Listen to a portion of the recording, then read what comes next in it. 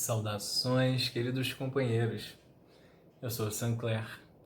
Primeiramente, eu gostaria de agradecer o convite da equipe do Centro Espírita Ibirajara, que me honrou com essa feliz oportunidade de, junto com vocês, refletir um pouco mais sobre os ensinamentos da doutrina espírita.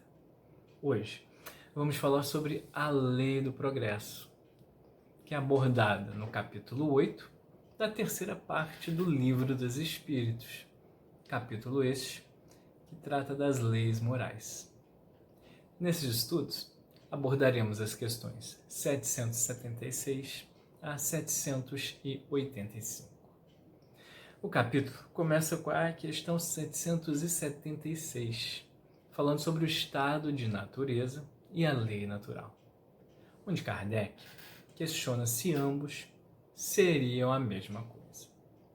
Os espíritos afirmam que não, que o estado de natureza é o estado primitivo e que a civilização é incompatível com esse estado. E Kardec complementa na sua nota dizendo que o estado de natureza é a infância da humanidade, o ponto de partida do nosso desenvolvimento intelectual e moral. Ok, até aí parece que já deu para compreender o que é o estado de natureza. Mas e a lei natural? Todos se recordam? Nós já vimos esse conceito anteriormente, quando foi abordada a questão 614, em que Kardec pergunta o que se deve entender por lei natural. Vamos relembrar o que os espíritos nos dizem? A lei natural é a lei de Deus. É a única verdadeira para a felicidade dos homens.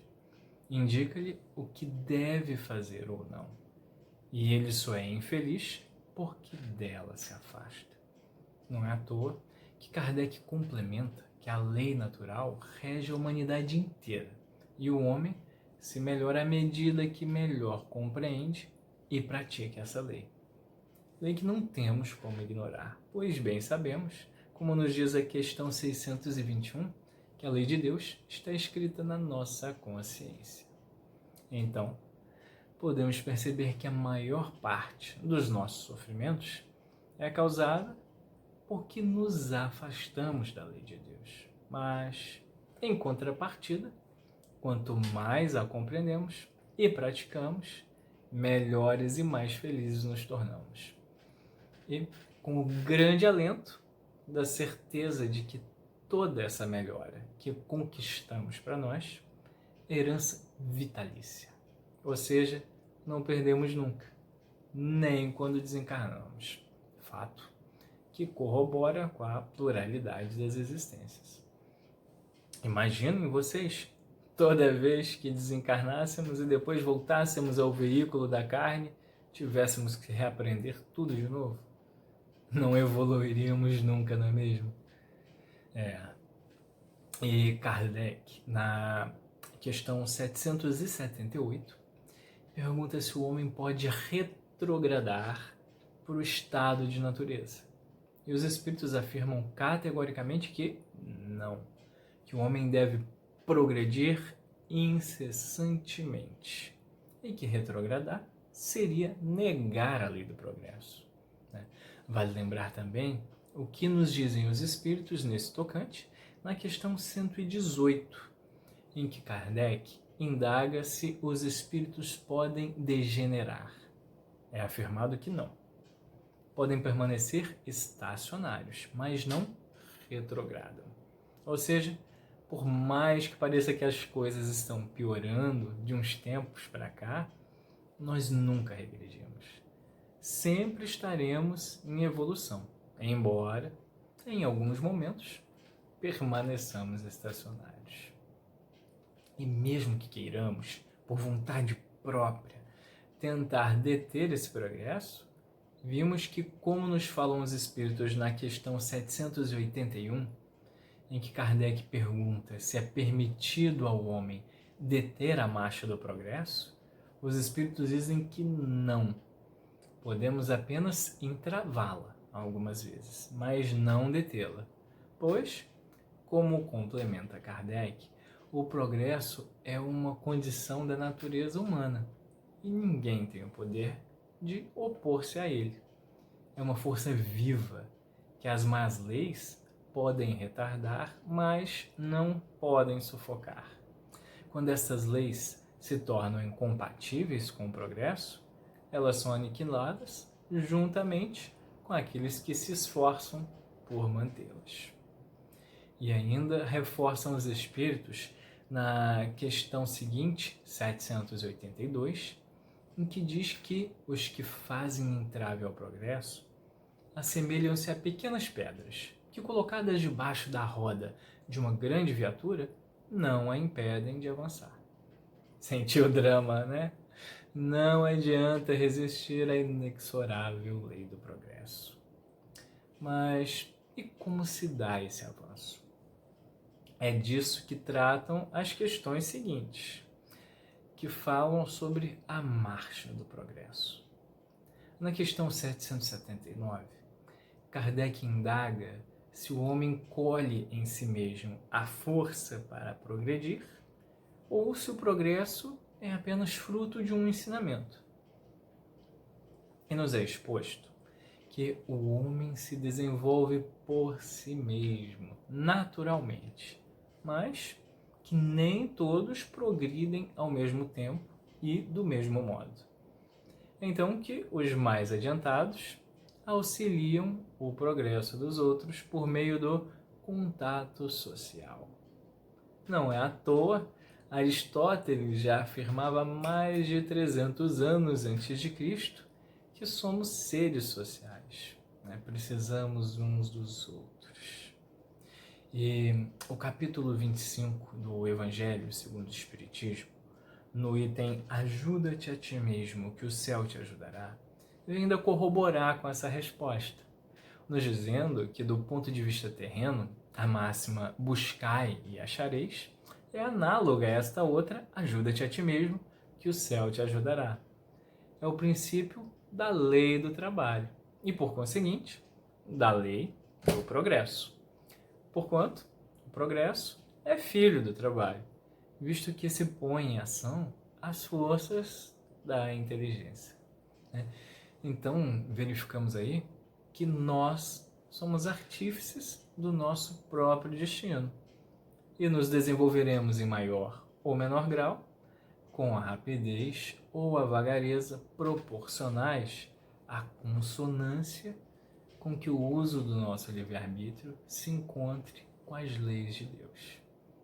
Mas é importante frisar que o progresso não se realiza simultaneamente em todos os sentidos, como já foi abordado anteriormente na questão 365, que nos fala que o espírito progride numa marcha ascendente insensível, mas o progresso não se efetua simultaneamente em todos os sentidos. Num período, ele pode avançar em ciência, no outro, em imoralidade, o que é confirmado na resposta da questão 780, em que Kardec pergunta se o progresso moral acompanha sempre o progresso intelectual. Nos é exposto pelos espíritos que é a sua consequência o progresso moral, mas nem sempre o segue imediatamente. Ou seja, primeiro evoluímos intelectualmente e, por consequência, o progresso intelectual faz com que tenhamos a capacidade de compreender o bem e o mal para então podermos escolher através do exercício do nosso livre-arbítrio. E essa escolha, ela também se refina ao passo em que nós desenvolvemos a nossa intelectualidade, visto que o desenvolvimento do livre-arbítrio, ele acompanha o da inteligência e também aumenta a responsabilidade que temos sobre os nossos atos. Novamente buscando aí subsídios no item Ajuda-te a ti mesmo, que o céu te ajudará, do capítulo 25 do Evangelho segundo o Espiritismo, ao qual nos referimos agora há pouco. Esse item, ele nos traz que Deus, porém, lhe deu, a mais do que outorgou ao animal, o desejo incessante do melhorar. Uma referência clara, né? À lei do progresso. E o item continua. E é desse desejo que o impele à pesquisa dos meios de melhorar a sua posição, que o leva às descobertas, às invenções, ao aperfeiçoamento da ciência. Porquanto, é a ciência que lhe proporciona o que lhe falta. Pelas suas pesquisas, a inteligência se lhe engrandece e o moral se lhe depura. As necessidades do corpo sucedem às do espírito. Depois do alimento material, precisa ele do alimento espiritual. É assim que o homem passa da selvageria à civilização. Basta analisarmos as 3 últimas décadas para comprovar o que nos foi exposto. Pois a partir de 1988 até agora, desenvolveram-se tecnologias e sistemas em todas as áreas da atividade humana que foram superiores aos milênios anteriores da evolução humana.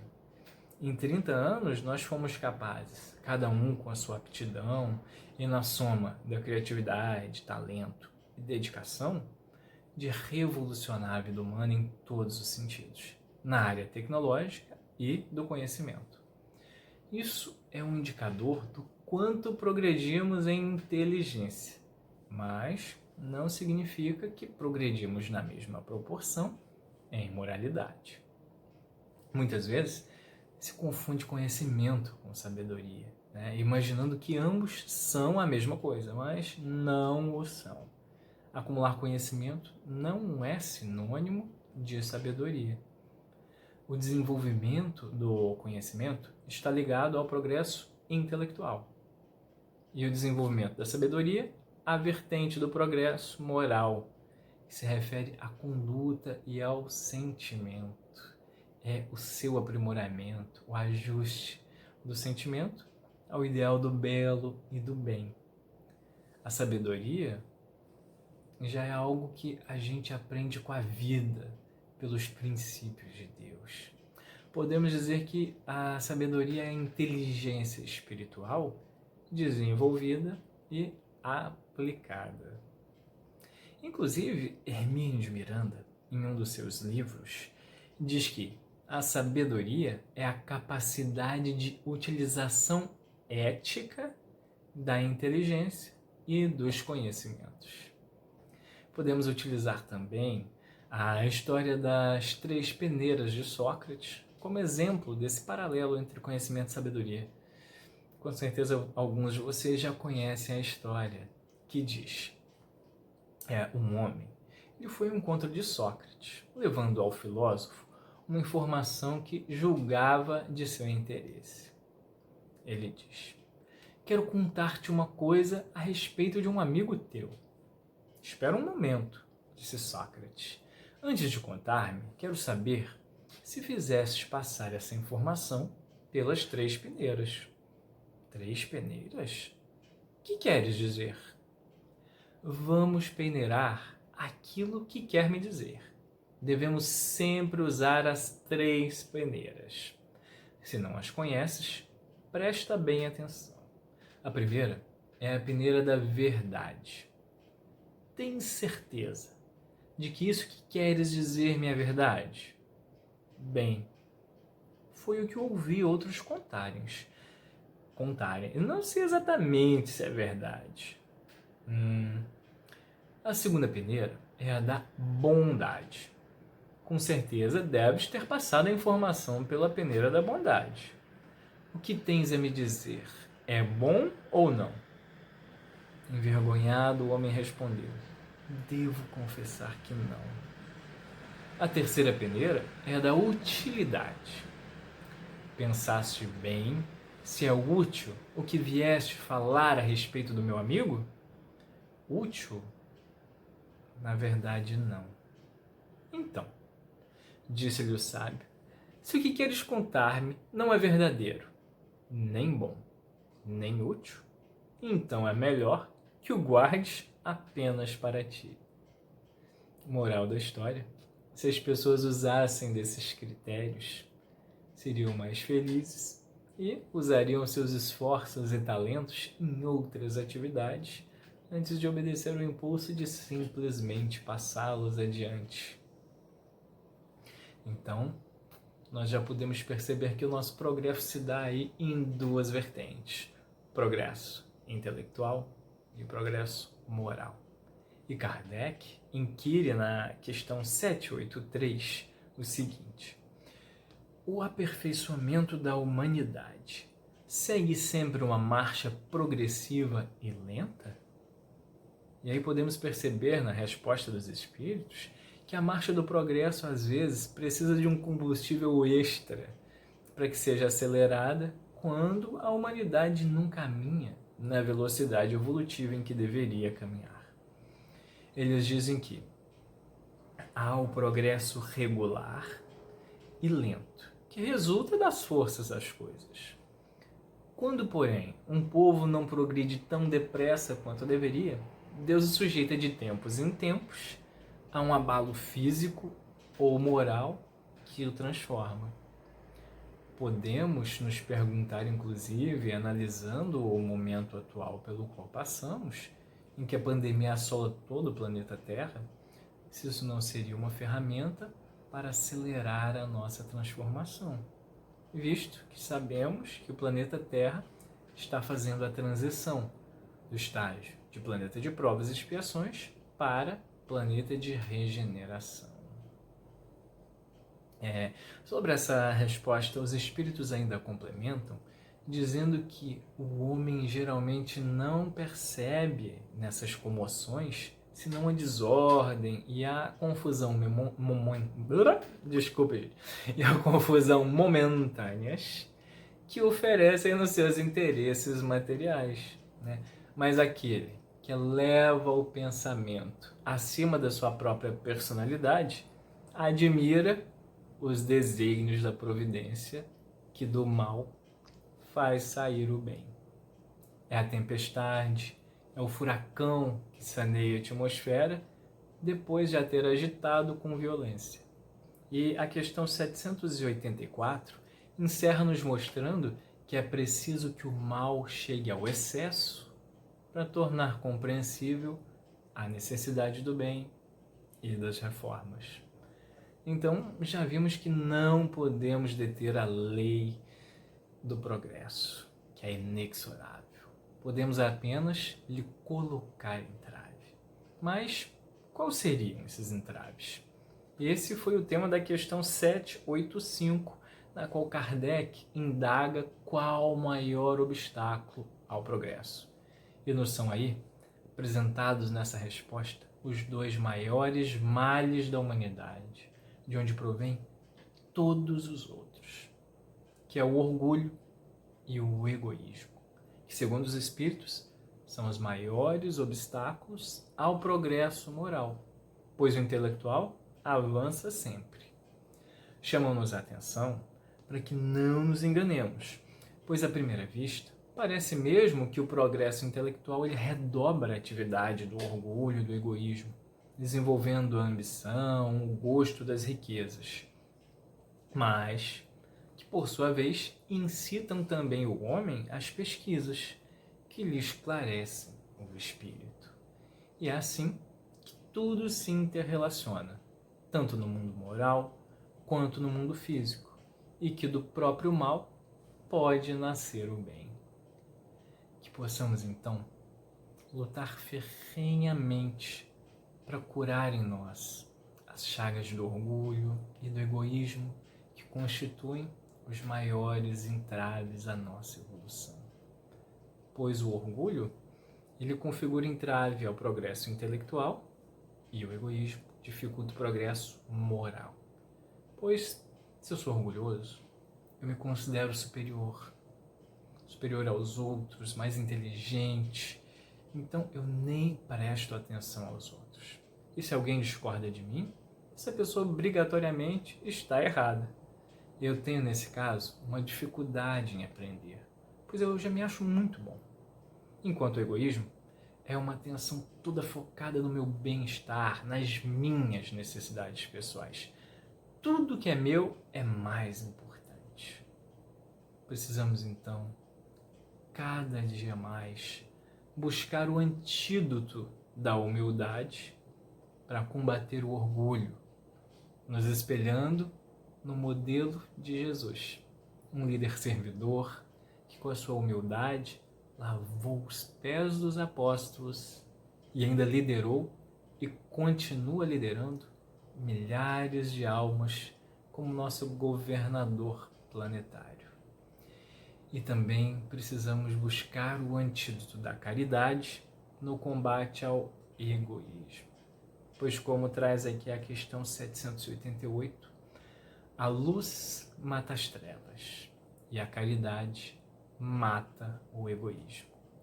E lembrando, como mostra a questão 886, que o verdadeiro sentido da palavra caridade, tal qual Jesus a entendia, é benevolência para com todos, indulgência para com as imperfeições dos outros e perdão das ofensas, o nosso BIP.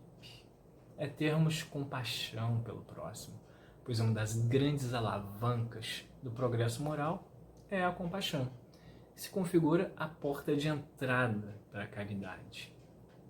É necessário, como a espiritualidade recomenda, a prática da abnegação, colocando os interesses do próximo acima dos meus interesses pessoais.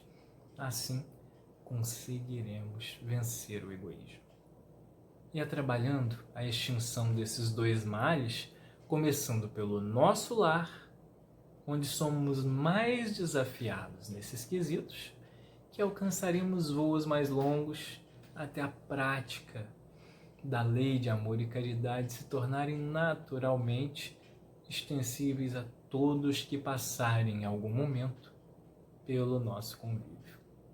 E assim, através da fraternidade, atingiremos a verdadeira felicidade. E aqui, meus amigos, se encerra o nosso estudo de hoje. Espero que tenham gostado.